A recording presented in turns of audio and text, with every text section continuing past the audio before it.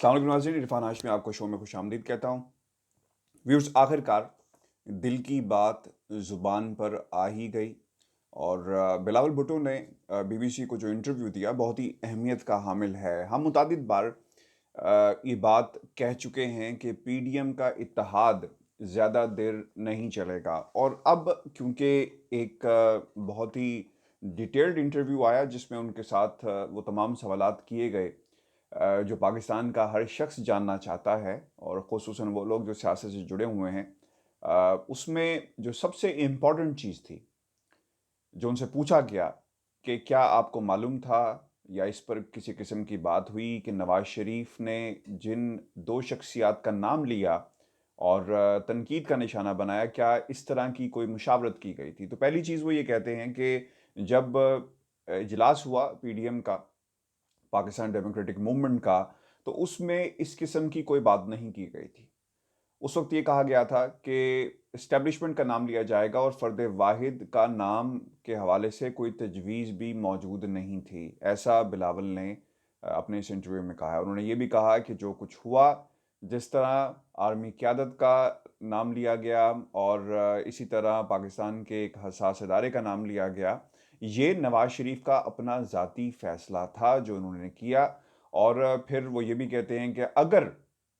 नवाज शरीफ ने ये बात कही है, तो मैं उम्मीद करता हूँ कि उनके पास सबूत भी मौजूद होंगे और वो सबूत कौम के सामने पेश करेंगे, क्योंकि ऐसी बातें हवा में नहीं की जाती बल्कि सबूतों के साथ की जाती हैं। और अगर मेरी जमात के अंदर भी मैं इसी चीज़ का कायल हूँ कि अगर ऐसी बात करनी है तो सबूत मौजूद होने चाहिए, क्योंकि ऐसा नहीं होगा व्यूअर्स के आपने एक बात की और आप उस बात को कहने के बाद गायब हो जाएँगे, आपको कौम के सामने सबूत रखने पड़ेंगे। और आज का इंटरव्यू व्यूअर्स इसलिए भी इम्पोर्टेंट था कि अब ये बात तो तय हो गई है कि पीडीएम के अंदर किस किस्म की दरारें मौजूद हैं और कहाँ-कहाँ पर जो अपोज़िशन जमातें हैं, इनके जो बयानिए आपस में नहीं मिल रहे। ये इसकी पहली नज़ीर हमारे सामने आई है। जब उनसे ये भी सवाल किया गया कि क्या आप समझते हैं कि इस किस्म के बयानात देकर फ़ौज पर दबाव डाला जा सकता है, उन्हें अंडर प्रेशर किया जा सकता है और जब अंडर प्रेशर होंगे तो कोई एक ऐसा फ़ैसला करेंगे जिसमें उन्होंने इशारा दिया कि शायद आप समझते हैं कि प्रेशर में जब इदारे आएँगे तो किसी किस्म का इस्तीफ़ा दिया जाएगा। तो उन्होंने कहा कि बिल्कुल ऐसा नहीं है और इस किस्म के बयानात अगर दिए गए हैं तो यकीनन नवाज़ शरीफ इस बात के ज़िम्मेदार हैं। उन्होंने जो बात कही है, ये एक उनका अपना एक ज़ाती फ़ैसला था और यकीनन डेमोक्रेटिक मूवमेंट का जो प्लेटफ़ॉर्म है, पाकिस्तान डेमोक्रेटिक मूवमेंट का, इसमें जितनी भी जमातें मौजूद हैं, इस पर जो पार्टीज़ हैं, अपनी सतह पर जो फ़ैसले करती हैं, ये उनका अपना प्रेरोगेटिव है। इसमें उनकी जमात का कोई अमल दखल नहीं है। व्यूअर्स, दूसरी तरफ उन्होंने ये भी कहा कि ये सवाल मैंने ज़रूर उठाया था एबीसी पे कि फ़ौज की तैनाती जो पोलिंग स्टेशंस में होती है, ये सही नहीं है अंदर और बाहर, जिसमें आपको याद होगा एक बयान भी सामने आया कि हम नहीं बुलाते, आप हमें कहते हैं तो हम ड्यूटी जो अफ़वाज पाकिस्तान है पोलिंग स्टेशंस पर तैनात कर दी जाती है, क्योंकि हालात ऐसे होते हैं, धांधली हो रही होती है तो उसे कंट्रोल करने के लिए जो एक एक इकदाम उठाया जाता है और ये रिक्वेस्ट पे आते हैं, डायरेक्टली नहीं आते। अब जो इम्पोर्टेंट चीज़ थी इस इंटरव्यू में, वो ये कहते हैं कि मेरे लिए धचका था। यानी जो एक इंतहाई अहम इत्तेहादी है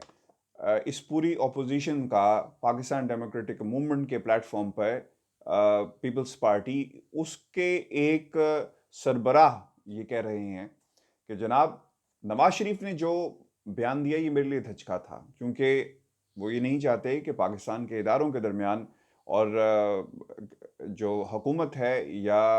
जो सियासतदान हैं, इनके दरमियान किसी किस्म का भी तनाव पैदा हो। अगर किसी शख्स ने कोई ऐसा इक़दाम किया है तो यकीनन उसका एक तरीक़ाकार है। लेकिन उन्होंने आज अपने इस इंटरव्यू में ये बात ज़रूर कही है कि ये मेरे लिए धचका था। व्यूअर्स, आपको याद रखना होगा,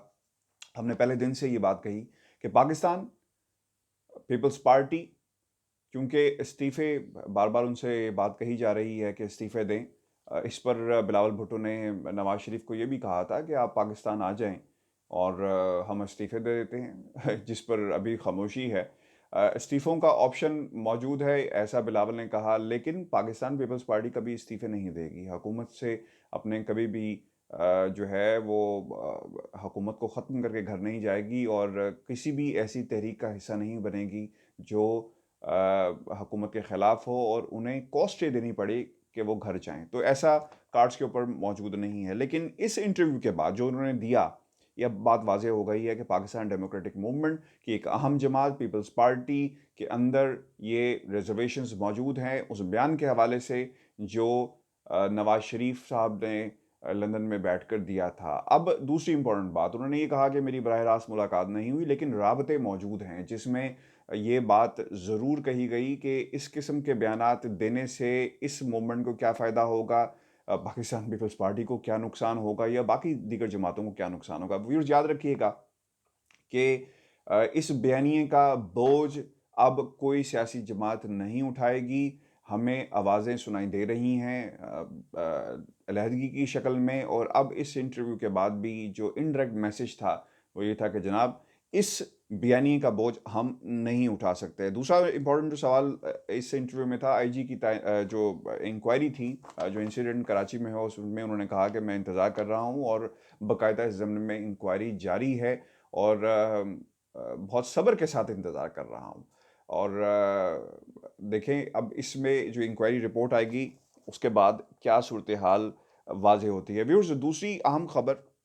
جہانگیر ترین کے حوالے سے ہے۔ ایک ٹویٹ ہے جہانگیر ترین صاحب کا، وہ میں آپ کو پڑھ کے سنا دیتا ہوں۔ پاکستان پہنچے اور پھر یہ ٹویٹ انہوں نے کیا: let me state for the record that JDW is not a part of the petition against GOPB notification to start the sugar mills on the 10th of November. All of my mills, including those in Sindh, will start crushing on the 10th. Will play my part in helping the government overcome the sugar shortage and price hike.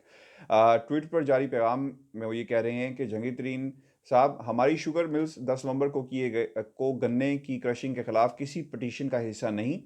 میری تمام 6 sugar mills 10 نومبر سے crushing کا آغاز کر دیں گی۔ اور indirectly انہوں نے ایک پیغام حکومت کو دے دیا ہے کہ جناب ملک کے اندر جو اس وقت چینی کا ایک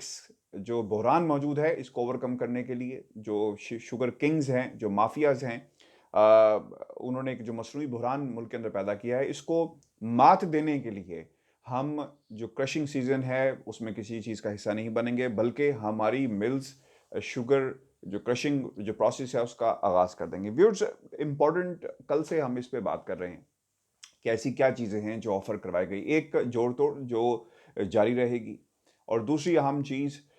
جہانگیر ترین نے میدان میں آ کر کھیلنے کا فیصلہ کیا ہے، اور ہر وہ اس چیز کا مقابلہ کریں گے جو ان کے خلاف کی گئی ہے۔ اور تیسری چیز، اب یہ جو آفر کروائی گئی ہے ملک کے اندر، کیونکہ میں نے آپ کو کل بھی کہا تھا کہ سیاستدان سیاست کرتے ہیں اور بزنس مین بزنس کرتا ہے، اسے پتہ ہے کہ اس وقت حالات کیسے ہیں، اس وقت پاکستان کے اندر کس طرح کی سچویشن ہے چینی کو لے کر، اور یہ بہت ہی امپورٹنٹ ٹائم ہے، ہائی ٹائم ہے کہ اپنی گیم کو کھیلا جائے، اور وہ شوگر کنگز جو مافیا بن کے بیٹھے ہوئے ہیں، اور جس رپورٹ کے اندر یہ بھی ذکر کیا گیا کہ کس طرح فائدہ اٹھایا گیا ہے جہانگیر ترین صاحب کی مل کے حوالے سے بھی بڑی اہم چیزیں کہی گئی ہیں، اور انہیں بھی بینیفیشری قرار دیا گیا ہے۔ تو اب انہوں نے اس ٹائمنگ کو، ان حالات کو استعمال کرنے کے لیے یہ اپنا ٹویٹ جاری کیا ہے، تاکہ ایک سافٹ کارنر حاصل کیا جا سکے کہ جناب دیکھیں ملک کے حالات خراب تھے تو ہم نے چینی جو کرشنگ سیزن ہے اس کا باقاعدہ آغاز کیا تاکہ کسی قسم کا بحران پیدا نہ ہو۔ تو ویورز، میں نے کل بھی آپ کو کہا تھا کہ جہانگیر ترین از اے بزنس مین، اور وہ کبھی بھی کوئی ایسا فیصلہ نہیں کریں گے جس سے ان کے بزنس کو نقصان پہنچے، اور یہی وجہ تھی پاکستان سے باہر آنے کی کہ خاموشی سے بیٹھا جائے، اور پھر جب حالات بہتر ہوں تو واپس جائیں۔ اور اب ایک اپرچونٹی انہیں نظر آئی ہے، light on the other side of the tunnel, اسے میں کہوں گا کہ اب ان حالات کو حکومت کے قریب ہونے کے لیے، عمران خان کے قریب ہونے کے لیے، اور دوسری طرف اپنی پوزیشن کو بہتر بنانے کے لیے اسے استعمال کیا جائے گا۔ ویورز، یہ ہماری ایک مختصر سی ویڈیو تھی، کچھ امپورٹنٹ ڈیولپمنٹس ہوئی، میں نے سوچا کہ آپ کے ساتھ شیئر کریں۔ ہمارے چینل کو سبسکرائب کریں اور اپنے کمنٹس ہمیں ضرور بھیجیں۔ مجھے اجازت دیجیے، اللہ نے